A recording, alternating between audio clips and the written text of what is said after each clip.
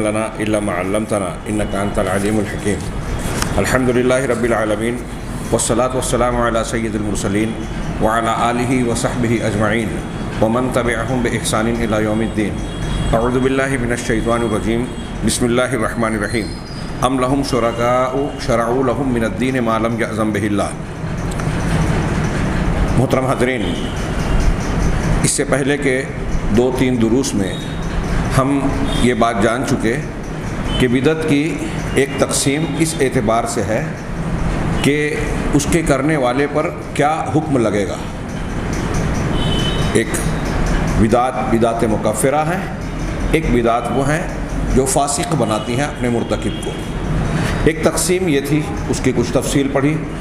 اس کے بعد دوسری تقسیم کہ بدعت اضافی اور حقیقی ہونے کے اعتبار سے 2 قسموں میں بٹتی ہے، یہ بھی جان چکے.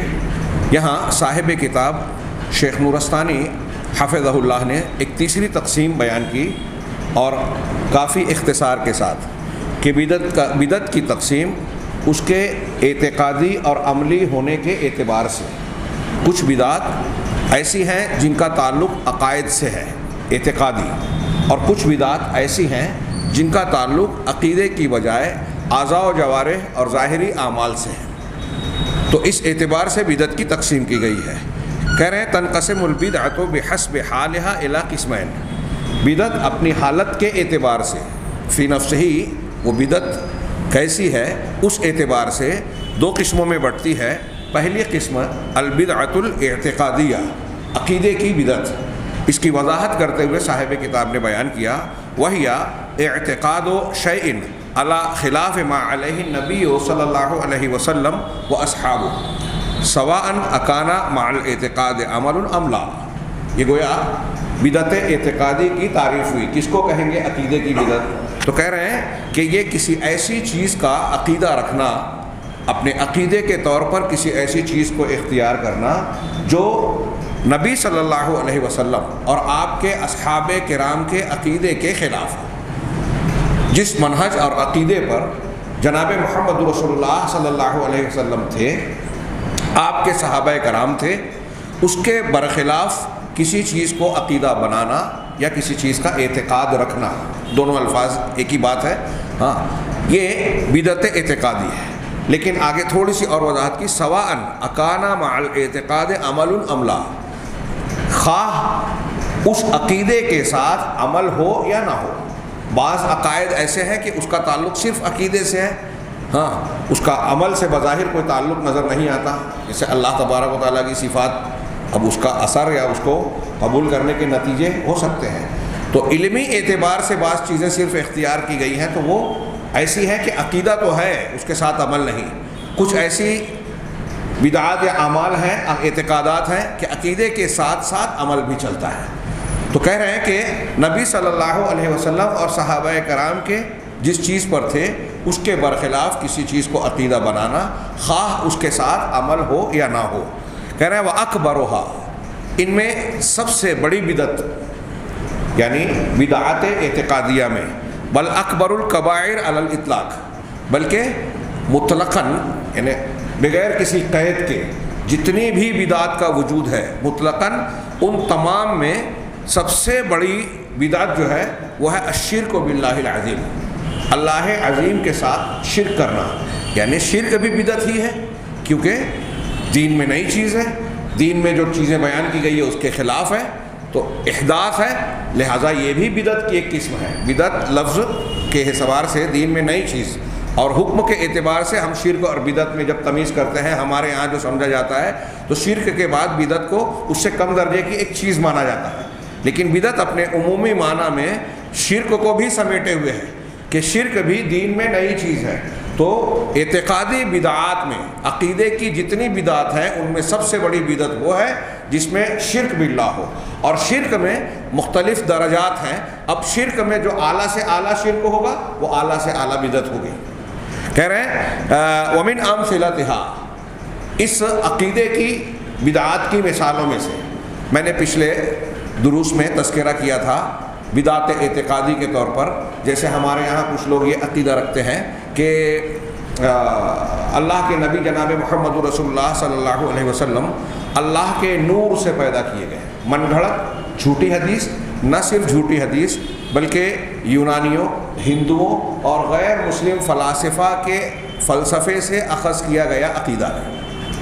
اسلامی عقیدہ نہیں ہے، باطنیہ کا عقیدہ ہے.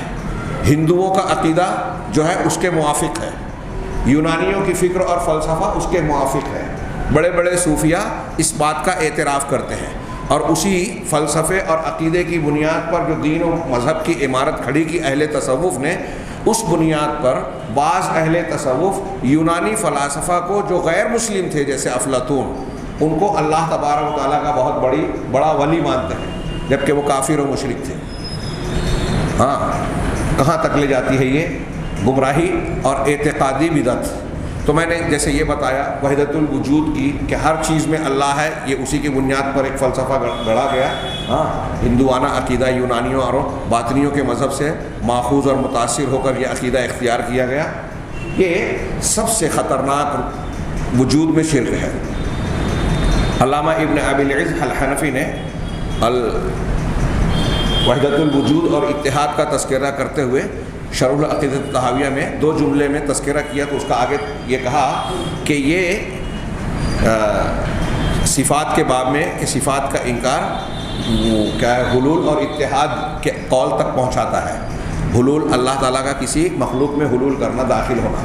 اتحاد اللہ اور مخلوق کا خالق کا ایک متحد ہو جانا، ایک ہو جانا، تو وہاں تک پہنچاتا ہے. اور شیخ ابن ابی العز آگے کہتے ہیں کہ ھذا اقبح من کفر النصارى، یہ نصارہ کے کفر سے بھی زیادہ قبیح کفر ہے. نصارہ نے تو صرف حضرت عیسیٰ علیہ السلام کے اندر یہ مانا کہ اللہ نے حلول کیا یا نعوذ باللہ اللہ نے بیٹا بنایا ہوا ہے، اور یہ وحدت الوجودی تو کہتے ہیں کہ کائنات کی ہر چیز میں، نعوذ باللہ یہاں تک کہ انسانوں ہی نہیں، جانوروں میں، پیڑ پودوں میں، کتے بلی سور خنزیر میں.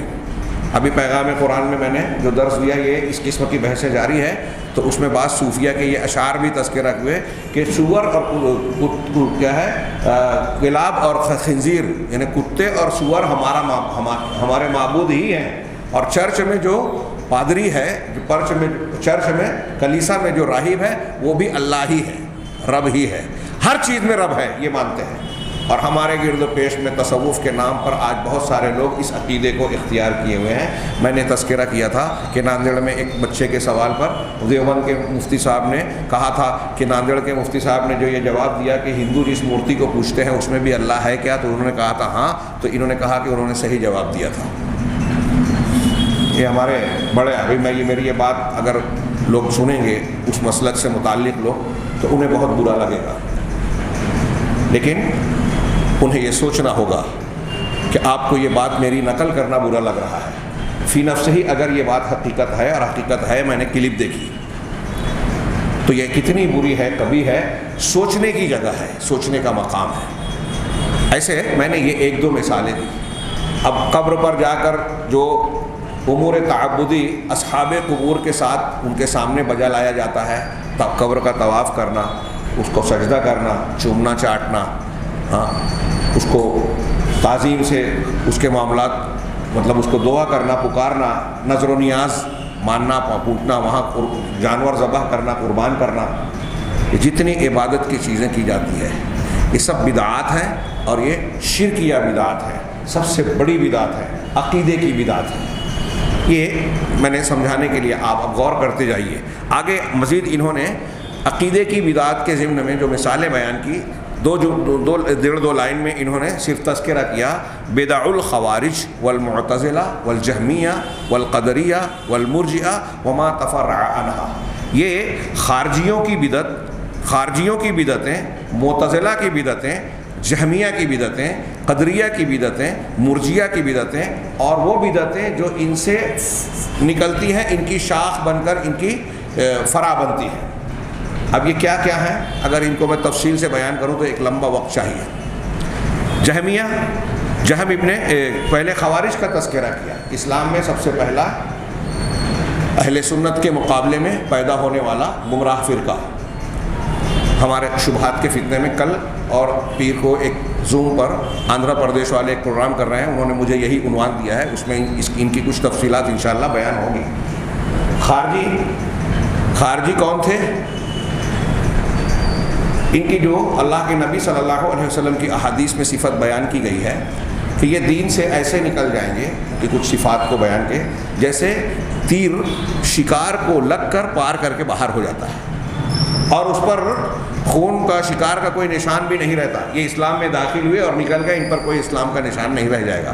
جبکہ اللہ کے رسول نے اسی حدیث میں متعدد احادیث ہیں، ہمارے شبہات کے فتنے میں انشاءاللہ کل کچھ حدیثیں بیان کی جائیں گی، اس سے پہلے بیان کی جا چکی ہیں کہ یہ لوگ جو ہیں ایسی نماز پڑھیں گے کہ تم اپنی نماز کو ان کی نماز کے سامنے حقیر اور کمتر سمجھو گے، ان کی قرت کے سامنے اپنی قرت کو حقیر سمجھو گے، ان کے روزوں اور عبادات کے سامنے اپنے روزوں اور عبادات کو کمتر سمجھو، لیکن دین سے ایسے نکل جائیں گے۔ بظاہر دیکھیے دینداری کا کیا نمونہ ہوگا کہ ایک عام مسلمان اپنی عبادت کو ان کی عبادتوں کے سامنے کمتر سمجھے گا، ایسی دینداری کا مظاہرہ ہوگا۔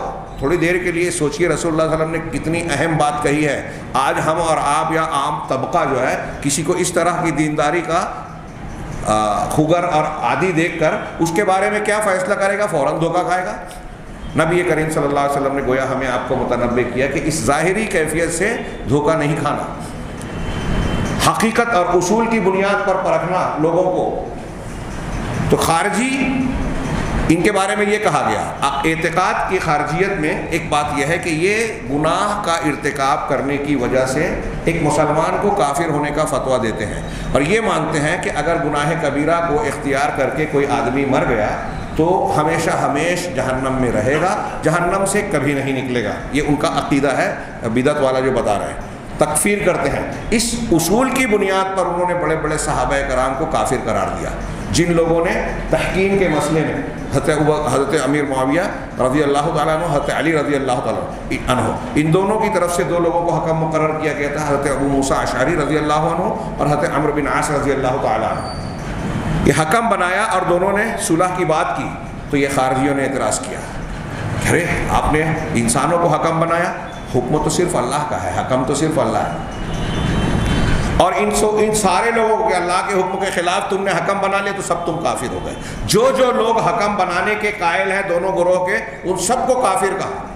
اور پھر انہی میں سے ایک فرد نے حضرت علی رضی اللہ تعالیٰ عنہ، جو اپنے زمانے کے سب سے بہترین مسلمان تھے، خلفائے راشدین کا درجہ اللہ کے رسول کے بعد امت میں سب سے اونچا ہے نا، سیدنا ابوبکر صدیق، سیدنا عمر فاروق، سیدنا عثمان غنی، پھر حضرت علی، پھر اس کے بعد جو عشرہ مبشرہ کے باقی افراد ہیں، پھر اس طرح درجہ بدرجہ صحابہ کرام کا تذکرہ ہے کہ اصحاب بدر، بیعت رضوان میں شرکت کرنے والے صحابہ وغیرہ وغیرہ۔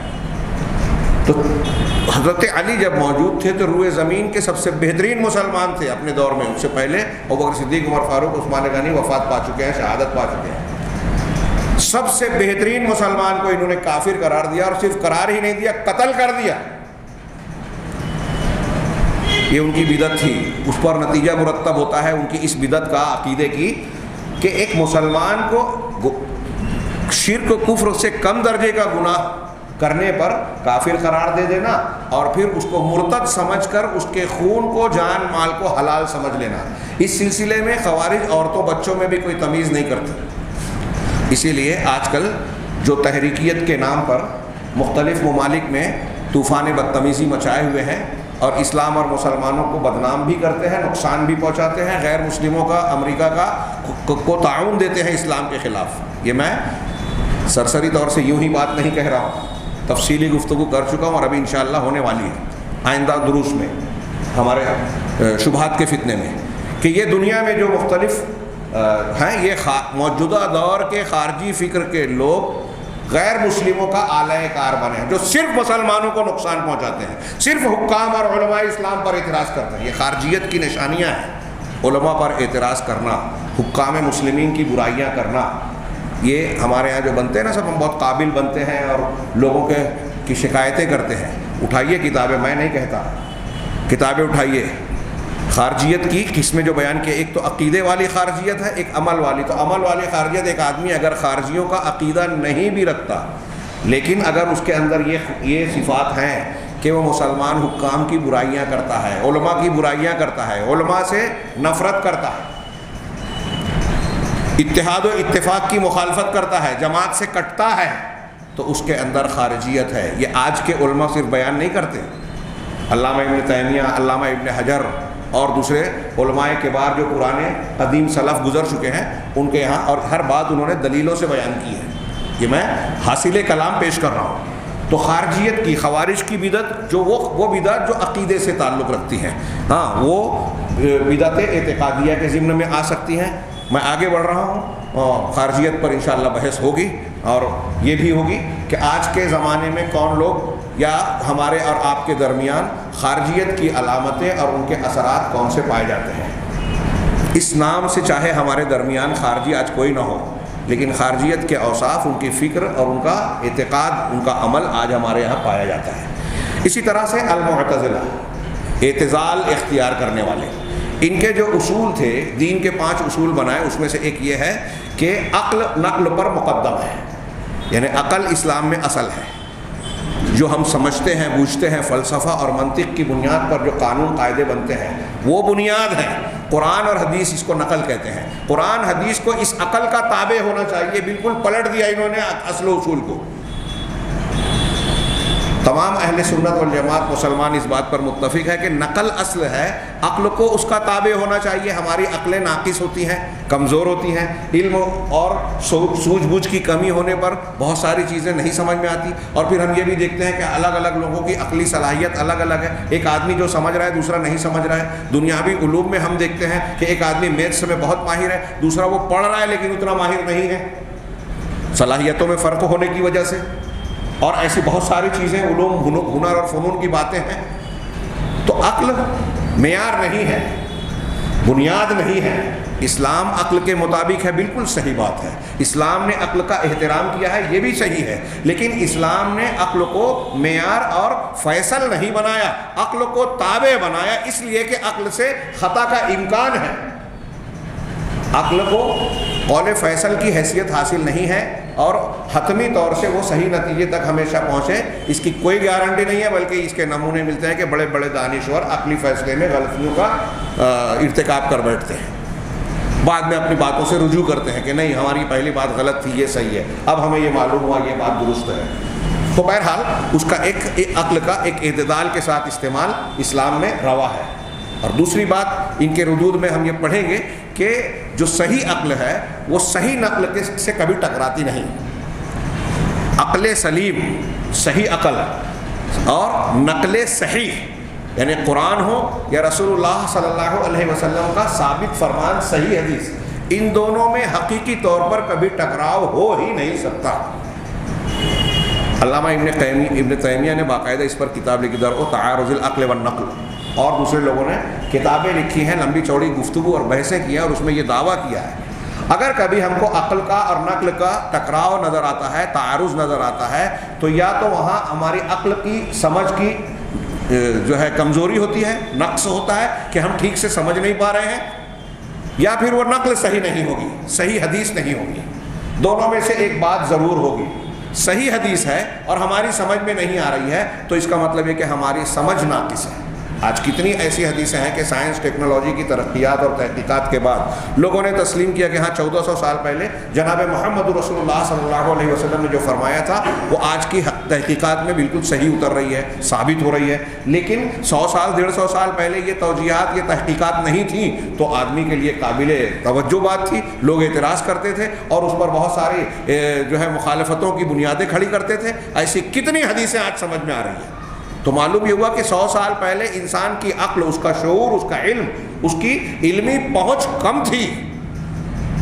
جب یہ بالغ ہوئی کسی حد تک تو سمجھ میں آیا کہ اللہ کے رسول کا فرمان صلی اللہ علیہ وسلم بالکل درست ہے۔ خیر، آگے بڑھتے ہیں۔ معتزلہ کی بدعتیں۔ اب معتزلہ کی بدعات میں سے ایک بدعت یہ ہے، جیسے اللہ تعالیٰ کے اسماء و صفات میں نے ایک عقل اور نقل والی بات بتائی، ان کے خوارج کے ساتھ وہ اس موقف میں شامل ہے کہ اگر کوئی شخص گناہ کبیرہ کا ارتکاب کر لیتا ہے تو اسلام سے خارج ہو جاتا ہے۔ خارجی کہتے ہیں کہ وہ کافر ہو جاتا ہے، معتزلی کہتے ہیں کہ وہ کافر بھی نہیں ہوتا، مسلمان بھی نہیں رہتا، دونوں کے بیچ میں رہتا ہے، لیکن دونوں اس بات کو متفقہ طور پر مانتے ہیں کہ انجام دونوں اس کا یہی ہوگا کہ اگر وہ گناہ کبیرہ کا ارتکاب کر کے مر گیا تو کبھی بھی جہنم سے نہیں نکلے گا۔ معتزلہ اور خوارج دونوں اس بدعت کے قائل ہیں، اور وہ ساری حدیثیں نصوص جس میں یہ تذکرہ ہے کہ گنہگار جب جہنم میں چلے جائیں گے توحید والے، عقیدے والے، تو اللہ تعالیٰ کہے گا کہ ان میں رائی کے دانے کے برابر بھی جن کے اندر ایمان ہے انہیں تم نکال لو۔ مطلب ایمان ہوگا لیکن گناہ کے زیادہ ہونے کی وجہ سے اللہ کی مشیت و فیصلہ ہوگا کہ ان کو جہنم میں ڈالا جائے، تو کچھ اہل ایمان بھی جہنم میں جائیں گے، ان کو بعد میں نکالا جائے گا۔ تو یہ معتزلہ اور خوارج ان تمام حدیثوں کا رد کرتے ہیں۔ وہ یہ کہتے ہیں کہ ایک مرتبہ کوئی شخص جہنم میں اگر چلا گیا تو نہیں نکلے گا۔ معتزلہ بھی اس میں متفق ہے۔ معتزلہ کی ایک گمراہی اسماء و صفات کے باب میں یہ ہے کہ وہ یہ کہتے ہیں کہ اللہ تبارک و تعالیٰ کے اسماء تو ہیں بغیر صفات کے۔ عجیب غریب غیر عقل کی بنیاد پہ بات کرتے ہیں اور انتہائی بے وقوفی کی بات ہے یہ۔ تو کیا کہتے ہیں وہ کہ اللہ علیم ہے بلا علم، بغیر علم کے، اللہ سمیع ہے بغیر سمع کے، اللہ قد حی ہے بغیر حیات کے، یعنی زندہ ہے بغیر زندگی کے، علیم ہے بغیر علم کے، قدرت والا ہے، قادر ہے، قدیر ہے بغیر قدرت کے۔ عقل میں آتی ہے بات؟ کتنی غیر عقلی بات ہے، اور یہ عقل کے اپنے آپ کو ہیرو بولتے ہیں کہ ہم عقل کی بنیاد پہ چیزوں کو اختیار کرتے ہیں۔ تو یہ عجیب و غریب موقف انہوں نے اختیار کیا کہ ناموں کو مانتے ہیں، قرآن و حدیث میں اللہ کے اسماء حسنہ جو ہیں اس کا عقیدہ رکھتے ہیں، اور جو صفات ہیں ان ناموں سے جو صفات ثابت ہوتی ہے اس کا رد کرتے ہیں، اس کو نہیں مانتے، انکار کرتے ہیں۔ تو ان کا محاکمہ، ان کا جواب اپنے مقام پر ہم دیں گے جب اسماء و صفات کی بحث چلے گی۔ ان کی یہ بات بالکل غلط، غیر عقلی، قرآن حدیث صحابہ اور نبی صلی اللہ علیہ وسلم کے موقف اور تعلیمات کے عین مخالف ہے۔ تو یہ عقیدے کی بدعت ہے۔ یہ دو تین مثالیں دی، ان کی اور بھی بدعت ہے۔ ہاں، والجہمیہ، جہم ابن صفوان کی طرف نسبت رکھنے والے ہیں، یہ جہمیہ کہلاتے ہیں، اور یہ باقاعدہ فرقہ نہیں، اب یہ جہمیت مختلف فروعات میں تقسیم ہو گئی۔ اللہ تبارک و تعالیٰ کے اسماء و صفات کے بارے میں جن لوگوں نے تحریف کی، انکار کیا، تعویل کی، اہل سنت والجماعت کے عقیدے سے جو ہٹ گئے، اور قرآن و حدیث سے ثابت شدہ طریقے سے ہٹ کر اس میں تعویلات اور عقلیت کو داخل کر دیا، ان کو جہمیہ کہا جاتا ہے۔ اور میں یہ بات بہت کھل کے کہنا چاہتا ہوں کہ آج ہمارے ہندوستان پاکستان میں بہت سارے لوگوں کے، کئی مسلک کے لوگوں کے یہاں اصولی طور پہ جہمیت کے جراثیم اور اثرات موجود ہیں کھلے طور پر۔ اہل تصوف کے یہاں تو اعلیٰ انداز میں ہیں، اللہ تبارک و تعالیٰ کے اسماء و صفات کا انکار کرتے ہیں۔ میں نے بار بار کہا ہے، آج پھر دوہرا رہا ہوں کہ احناف، حنفی مسلک کے ماننے والے ہمارے یہاں جو بزرگان ہیں ان کی کتابیں اٹھائیے، المفند شیخ خلیل سہارنپوری رحمہ اللہ کی، قاری طیب صاحب کی کتاب علماء دیوبند کا مسلکی رجحان اور علماء نام ہے، مارکیٹ میں اویلیبل ہے۔ اس میں یہ کہتے ہیں کہ ہمارے مسلک کی جامعیت یہ ہے کہ ہم دیناً مسلم ہیں، فرقتاً اہل السنہ والجماعہ ہیں، فروعاً حنفی ہے، میں اپنے الفاظ میں تھوڑا ترتیب بگڑ سکتی ہے، فروعاً حنفی ہیں، کلاماً اشعری ماتریدی ہیں، اور سلسلے میں طریقت و سلوک میں چشتی، قادری، نقشبندی، بلکہ جامع السلاسل ہیں۔ اور آخر میں یہ پوری میں کچھ چیزیں چھوڑ رہا ہوں، ایک دو باتیں صرف میں نے نقل کی، فلاناً یعقوبی ہیں، فلاناً دیوبندی ہیں، نسبتاً یہ ہے، فلاناً یہ ہے، یہ تفصیل بیان کر کے بعد وہ کہتے ہیں کہ اس جامعیت، الحمدللہ علی ہذہ الجامعیہ، کہ اس جامعیت پر تو اللہ کی تعریف۔ میں صرف یہاں یہ بتانا اور توجہ دلانا چاہتا ہوں کہ یہ شیخ خود کہہ رہے ہیں، وہ اعتراف کر رہے ہیں، بلکہ فخریہ اظہار کر رہے ہیں کہ فروع میں حنفی ہیں، لیکن کلامن یعنی عقیدے کے معاملے میں ہم اشعری ماتریدی ہیں۔ اشعری ماتریدی، اشاعرہ کی بھی بدعت۔ اشاعرہ اللہ تعالیٰ کے اسماء و صفات کے باب میں اللہ کے 7 صفات علمیہ اور علمی ناموں کو مانتے ہیں، باقی جتنے بھی نام اور صفات ہیں اللہ کی، سب کو انہی 7 کی طرف پلٹا کر تعویل کرتے ہیں۔ اللہ تعالیٰ کے مثال کے طور پہ زندگی، حیات مانتے ہیں کہ وہ حی ہے، قدیر قدرت مانتے ہیں، قادر، علیم مانتے ہیں، کلام مانتے ہیں، سمیع بصیر مانتے ہیں، ایسے 7 صفات مانتے ہیں اور بقیہ سب کی تعویل کرتے ہیں اور کہتے ہیں کہ اس کا اسی کی طرف لوٹے گا. جیسے معتزلہ اور یہ کہتے ہیں اللہ تعالیٰ کا ہاتھ کا جہاں ذکر ہے تو وہاں ہاتھ کا مطلب ہاتھ نہیں قدرت ہے، ہاتھ کا انکار کرتے ہیں. اب یہاں میں یہ عرض کرنا چاہتا ہوں کہ یہ جو ہمارے یہاں احناف حضرات کہہ رہے ہیں، غور کریں، عقیدے کی بات ہے، تحقیق کریں. میری بات اگر نہیں سمجھ میں آتی ہے تو کتابوں کی طرف رجوع کریں، اپنے علماء سے پوچھیں. اشعریت اور ماتریدیت کا جو عقیدہ ہے کیا وہ حضرت امام ابو حنیفہ رحمہ اللہ کا عقیدہ ہے؟ امام ابو حنیفہ رحمہ اللہ کا جو عقیدہ ہے کیا وہ اشاعرہ اور ماتریدیہ کا عقیدہ ہے جو آپ اختیار کیے ہوئے ہیں؟ جی نہیں. بڑی حیرت کی بات ہے یہ عقیدے کے باب میں کہ ہمارے یہاں جس کو فروع میں جن لوگوں نے امام بنا رکھا ہے اس امام کو فروع میں تو امام مان رہے ہیں، اس کا عقیدہ قبول نہیں کر رہے ہیں. اس کا عقیدہ قبول کر رہے ہیں جس کو یہ امام گمراہی اور کفر تک کہتا ہے.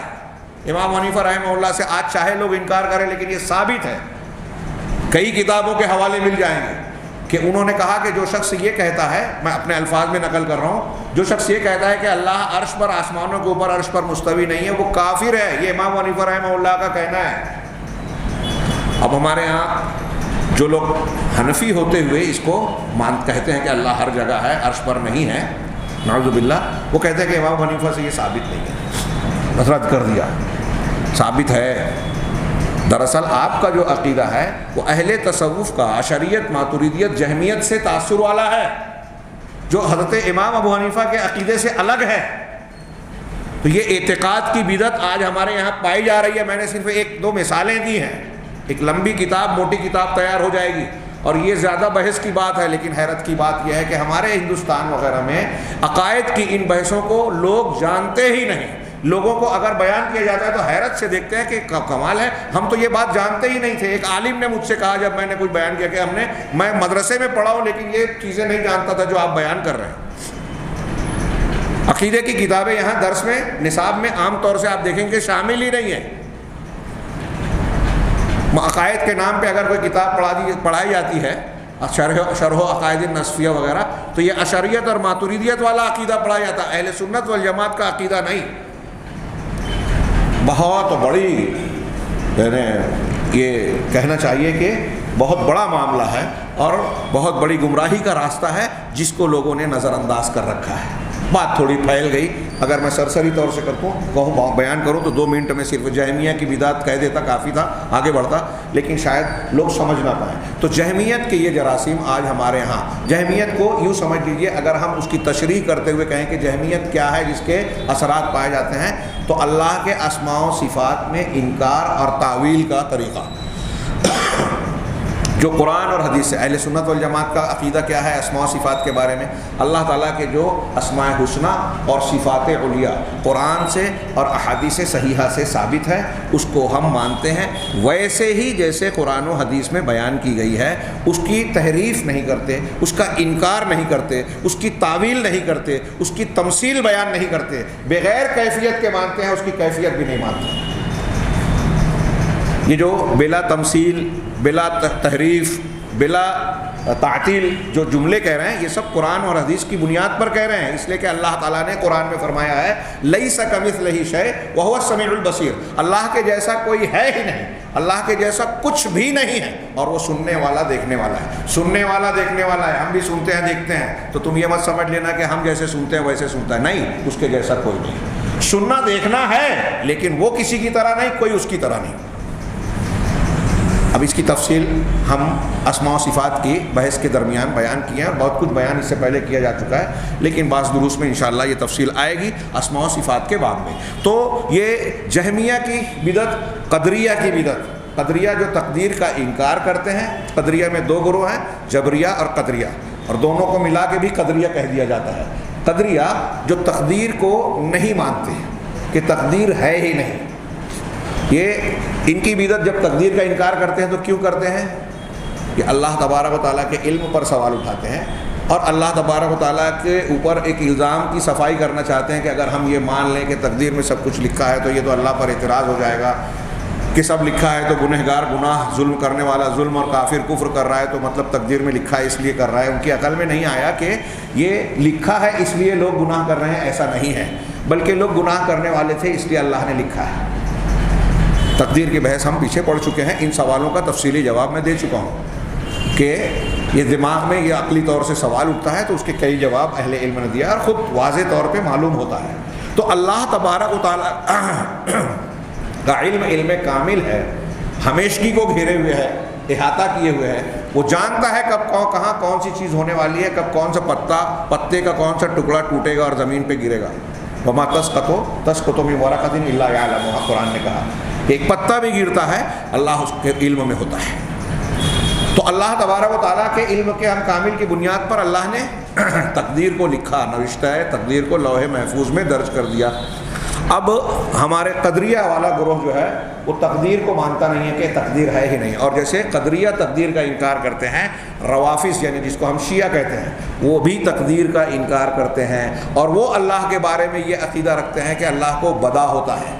بدا مطلب ظہور، ایک چیز اللہ کو پہلے سے نہیں معلوم بعد میں معلوم ہوتی۔ نعوذ باللہ من ذالک، جو ایسا عقیدہ رکھتا ہے وہ کافر ہے، اللہ کے علم کامل کا انکار کر رہا ہے۔ پہلے اللہ کو نہیں، جیسے مثال کے طور پر وہ اسی پر فٹ کرتے ہیں کہ جب اللہ تعالیٰ نے صحابہ کرام کو اللہ کے رسول کے زمانے میں قرآن میں نازل کر کے کہہ دیا کہ اللہ ان سے راضی ہوا، لیکن جب وفات رسول ہوئی تب انہوں نے علی کو چھوڑ کر، اہل بیت کو چھوڑ کر ابوبکر صدیق، پھر عمر فاروق، پھر عثمان غنی کو خلیفہ مانا۔ یہ اللہ کو بعد میں پتہ چلا کہ انہوں نے ارتداد اختیار کر لیا، کفر اختیار کر لیا، تو پہلے اللہ کو معلوم نہیں تھا، بعد میں پتہ چلا۔ نعوذ باللہ من ذالک۔ یہ شیعہ رافضی وہ بھی اس میں قدریہ کے ہم نوا ہیں۔ شیعوں کی ایسے اعتقادی بدعات کہی ہے، جیسے مثال کے طور پہ صحابہ کرام کو برا بھلا کہنا، تبرہ کرنا۔ ہاں ابھی محرم شروع ہو رہا ہے، اس میں یہی کام کیا جاتا ہے، غم کربلا اور اس پہ حوالے سے پھر ماتم، نوحہ، اور پھر یزید کو نشانہ بنا کے یزید کے والد جو صحابی ہیں، پھر ان سے موافقین جو دوسرے صحابہ ان کے ساتھی ہیں، پھر چڑھتے چڑھتے آج ہمارے یہاں ایسے ایسے علامہ پیدا ہو گئے ہیں جو حضرت عثمان غنی رضی اللہ تعالیٰ عنہ اور دیگر صحابہ کو ہدف طعن و علامت بنا رہے ہیں کھلے طور سے، اور ہمارے درمیان لوگ ان کو بڑا مان رہے ہیں۔ اٹھائیے عقیدے کی کتابیں، ہاں عقیدے کی کتابیں ہمارے سلف میں، اور دلیلوں کے ذریعے سے دیکھیے کہ اگر کسی نے ایک بھی صحابی کو اگر برا بھلا کہا، اس کے تعلق سے زبان طعن کو دراز کرتا ہے تو وہ بدعتی ہے، فاسق ہے، وہ اہل سنت والجماعت کے منہج پر نہیں ہے۔ وہ امیر معاویہ رضی اللہ تعالیٰ عنہ، عثمان غنی رضی اللہ تعالیٰ عنہ، یا کوئی بھی، عثمان غنی کا درجہ تو عشرۂ مبشرہ میں حضرت علی سے اونچا ہے، عام طور سے اہل سنت کے عقیدے کے مطابق تیسرا درجہ ان کا، اور جن کو حضرت علی بھی مان رہے ہیں، ابوبکر صدیق، عمر فاروق اور عثمان غنی کو، ان کو یہ برا بھلا کہہ رہے ہیں، تو اہل سنت کے عقیدے سے، طریقے سے ہٹے ہوئے ہیں۔ ان کے اندر خارجیت ہے، رافضیت ہے، جو صحابہ کرام پر انگلیاں اٹھا رہے ہیں تاریخی واقعات کے حوالے سے۔ یہ کوئی دیانتدار نہیں ہے، یہ جو تقریریں کر رہے ہیں اور ہمارے نوجوان ان سے متاثر ہو رہے ہیں، یہ نہ سمجھے بہت دین کی وہ خدمت کر رہے ہیں، جی نہیں، خدمت نہیں کر رہے ہیں، دین کے اولین راویوں کو مجروح قرار دے رہے ہیں۔ قرآن کے راوی پہلے صحابہ کرام، حدیثوں کے پہلے راوی صحابہ کرام، ان کو اگر آپ نے مجروح کر دیا تو دین کی پوری عمارت ڈھہ جاتی ہے۔ یہ میں نہیں کہہ رہا ہوں، ابو ذر رازی رحمہ اللہ، حضرت امام بخاری کے شاگرد، امام مسلم کے ساتھی، وہ کہتے ہیں کہ اگر کوئی شخص کسی صحابی کو برا بھلا کہہ رہے ہے تو سمجھ لو وہ بدعتی ہے، زندیق ہے، تمہارے دین کو ڈھانا چاہتا ہے، اسلام کا دشمن ہے، وہ دوست نہیں ہے۔ لیکن ہمارے نوجوان ایسے لوگوں کو علامہ، بڑا محقق اور نہ جانے کیا کیا سمجھتے ہیں، اور ان کے حوالے سے علماء کو برا بھلا کہتے ہیں۔ عقیدہ سمجھیے، یہ قدریہ رافضیہ کی بدعت ہے، ہاں اعتقادی بدعات کا میں حوالہ دے رہا ہوں۔ اسی طرح مرجئہ کی بدعت، مرجئہ یہ وہ لوگ ہیں جو عمل کو ایمان میں داخل نہیں مانتے، اور یہ کہتے ہیں کہ ایک شخص نے اگر کلمہ پڑھ لیا، تصدیق ہے اگر اس کے اندر، بعض لوگوں نے اقرار کو بھی شامل مانا، تو تصدیق اگر اس کے اندر ہے تو وہ مسلمان ہے۔ اب وہ کتنا بھی بڑا بڑا گناہ کرے، عملی طور سے کفر اور شرک والا عمل تک کر ڈالے، ایمان میں کوئی کمی بیشی نہیں ہوتی۔ یہ مرجئہ کا قول ہے، اور اس قول میں احناف موافق ہیں۔ ہاں کچھ لوگ کہتے ہیں کہ یہ لفظی طور پر موافقت ہے، حقیقی طور پر نہیں ہے، لیکن یہ بات صحیح نہیں ہے۔ تمام اہل سنت والجماعت محدثین اس بات کو کہتے ہیں کہ ایمان تین چیزوں کا مجموعہ ہے، ہاں دل سے تصدیق کرنا، زبان سے اقرار کرنا اور اعضاء و جوارح سے عمل کرنا، ارکان ایمان پر عمل کرنا۔ یہ تینوں چیزیں ملے گی تو ایمان کامل ہوگا۔ اگر تصدیق نہیں ہے، اقرار ہے، عمل بظاہر ہے، تو یہ نفاق ہے۔ منافقین ایسے ہی تھے، اندر سے تصدیق نہیں تھی، باہر سے کرتے تھے۔ اگر دل میں مان رہا ہے لیکن اقرار نہیں ہے تو یہ کفر ہے۔ جیسے ابو طالب تھے کہ دل سے جانتے تھے کہ میرے بھتیجے کی دعوت سچی ہے، سچے رسول ہے، لیکن قبول نہیں کیا، اقرار نہیں کیا، تو کافر ہوگا جو اقرار نہیں کرے گا۔ اور یہ دونوں ہے، لیکن اگر عمل بالارکان نہیں ہے، جیسے ہم لوگ بہت ساری چیزوں پر عمل نہیں کرتے، تو یہ فسق ہے، گناہ ہے۔ اگر اعتقاد کے درجے تک نہیں پہنچا ہے یہ فسق، یہ گناہ، تو اسلام سے خارج نہیں ہوگا آدمی، ایمان کے درجے میں کمی ہوگی اور کم درجے کا مومن اور مسلمان ہوگا، گنہگار ہوگا۔ یہ ایمان کی تعریف اور اس کی تھوڑی سی تشریح جو اس کتاب کی ابتدا میں ہم پڑھ چکے ہیں، میں نے یہاں مرجیہ کے وضاحت کرتے ہوئے دہرایا۔ تو مرجیہ کی بدعت، تو ان طبقات کی جو بدعات ہیں، نام جو ہے ہو سکتا ہے کہ آج ہمارے ہاں ان میں سے کئی نام نہیں جانے جاتے، لیکن ان کے افکار، ان کی فکر، ان کا عقیدہ، ان کی بدعات آج بھی پائی جاتی ہے مسلمانوں کے مختلف گروہوں میں، اور لوگ اسے اختیار کرتے ہیں۔ کبھی وہ منکرین حدیث کے ضمن میں آتے ہیں، کبھی نئے نئے جو ہے وہ اسلام دشمن ایجنٹ بن کر جو ہے مسلمانوں کے خیرخواہ بن کر آتے ہیں، کبھی کسی اور نام سے، کبھی کسی اور نام سے۔ ہاں، وما تفرع عنہا، اور جو ان سے فرع نکلتی ہے، یعنی ان طبقات سے جو فروعات نکلی، آج بہت سارے منکرین حدیث اور نئے نئے طبقات جو آتے ہیں، وہ ان میں سے کسی نہ کسی سے آپ کو متاثر نظر آئیں گے، ان کی فکر کے حامل نظر آئیں گے۔ وہی متفاوتۃ بحسب بعدها عن اصول الدین وقربها۔ اب یہ جو الگ الگ طبقات ہیں، بدعتی طبقات ہیں، گروہ ہیں، یہ الگ، یہ کہہ رہے ہیں کہ یہ متفاوت ہیں، الگ الگ ہیں دین سے، دین کے اصول سے دوری اور قربت کے اعتبار سے۔ یعنی ہم سیدھے جملے میں کہیں کہ ان الگ الگ گروہوں میں جو جتنا زیادہ دین سے دور ہے، ان کے اصول دین سے، جن کے اصول اور بدعتیں دور ہیں، اتنا وہ دین سے دور ہو جاتا ہے، اتنا اس کا گمراہی کا درجہ بڑھ جاتا ہے۔ جو اصول دین سے جتنا زیادہ دور ہے وہ اتنا زیادہ گمراہ ہے، جو اصول دین سے دوسرے کے مقابلے میں کم دور ہے تو وہ کم گمراہ ہے، یہ کہنا چاہتے ہیں۔ یہ بدعت اعتقادیہ کی تعریف ہوئی، کافی وقت چلا گیا، میں سمجھ رہا تھا کہ 5-7 منٹ میں ہو جائے گا۔ القسم الثانی، دوسری قسم جو ہے اس بدعت کی آخری تقسیم کی، البدعۃ العملیہ، بدعت عملی، عمل کے اعتبار سے جو عمل جو دین میں نئی چیز ہے۔ ہاں، وہی ان یشرع فی الدین عبادۃ لم یشرعها اللہ تعالی ورسولہ، یہ ایسی بدعت ہے جس کے دین میں کسی عبادت کو مشروع کیا جائے، جاری کیا جائے، اختیار کیا جائے، جس کو اللہ تبارک و تعالیٰ نے اور رسول اللہ صلی اللہ علیہ وسلم نے مشروع نہیں کیا۔ نہ اللہ نے وہ عبادت اور نیک عمل بتایا کہ یہ کرو گے تو اجر و ثواب ملے گا، نہ رسول اللہ صلی اللہ علیہ وسلم نے بتایا۔ ایسی کسی عبادت کو، عمل کو مشروع کر لیا جائے، اسے نیکی اور عبادت کا کام سمجھا جائے۔ وَكُلُّ عِبَادَةٍ لَمْ يَأْمُرْ بِهَا الشَّارِعُ أَمْرَ إِيجَابٍ أَوْ اسْتِحْبَابٍ فَإِنَّهَا مِنَ الْبِدَعِ الْعَمَلِيَّةِ، ہر وہ عبادت جس کی شارع نے، جس کا شارع نے حکم نہیں دیا گیا، حکم نہیں دیا، نہ ایجاب کا حکم نہ استحباب کا حکم۔ بہت غور سے یہ جملہ سنیے، پچھلے ہفتے میں نے ایک وضاحت کی تھی۔ نہ ایجاب کا حکم نہ استحباب کا حکم، کیا مطلب ہے؟ ایجاب یعنی واجب قرار دینا، فرض کرنا، کچھ احکامات، کچھ حکم اللہ اور رسول نے دیا کہ ایسا کرو، وہ فرض ہے، تو اس کو کہیں گے کہ یہ امر ایجابی ہے، فرض قرار دینے والا حکم۔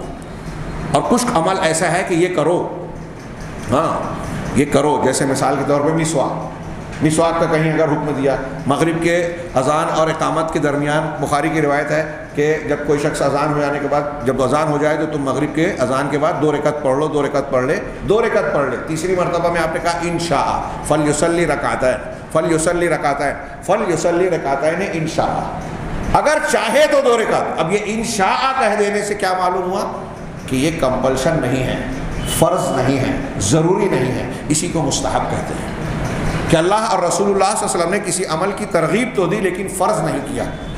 تہجد جیسے ہم کہیں گے یہ مستحب ہے، پڑھے تو بہت اچھی بات ہے، اجر و ثواب کی بات ہے، نہیں پڑھے تو آدمی گنہگار نہیں ہوگا۔ یہی مستحب ہے، سنت ہے، نفل ہے، تطوع ہے۔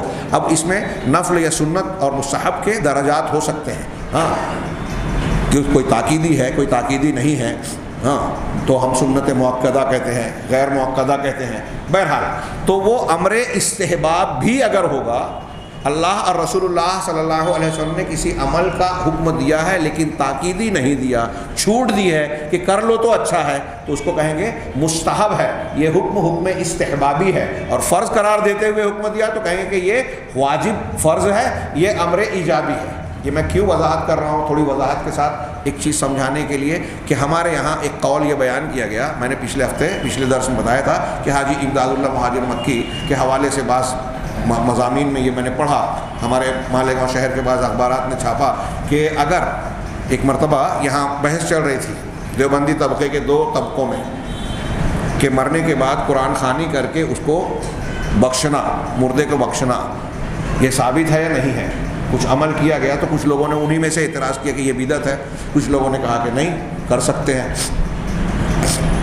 ہمارے ایک دوست ہیں انہی کے درمیان، ان کا ایک مضمون میں نے پڑھا، انہوں نے کہا کہ مولانا اشرف علی تھانوی صاحب نے لکھا ہے کہ مجلس بٹھا کر اکٹھا قرآن خوانی کر کے اس کو بخشنا ایصال و ثواب کے لیے یہ بدعت ہے۔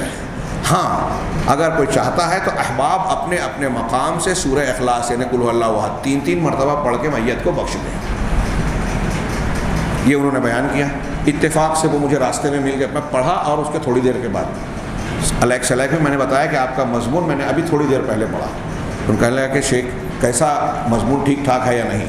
میں نے کہا مضمون میں آپ نے جو اجتماعی قرآن خوانی کی تردید کی وہ بدعت ہے، یہ بالکل صحیح بات ہے، لیکن ایک خامی بہت بڑی ہے۔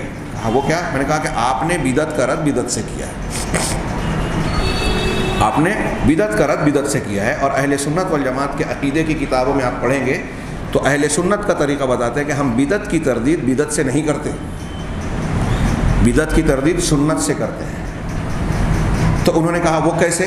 میں نے بتایا کہ ٹھیک ہے، آپ نے یہ کہا کہ شیخ اشرف علی تھانوی رحمہ اللہ نے یہ بیان کیا ہے کہ اکٹھا قرآن پڑھ کر بخشنا یہ بدعت ہے، بہت صحیح، ثابت نہیں ہے۔ پھر اس کے مقابل میں جو عمل بتایا کہ اپنے اپنے مقام سے 3 مرتبہ قل هو اللہ احد یا سورہ اخلاص پڑھ کر بخش دیں، یہ کر سکتے ہیں، اس کا کوئی حوالہ نہیں دیا۔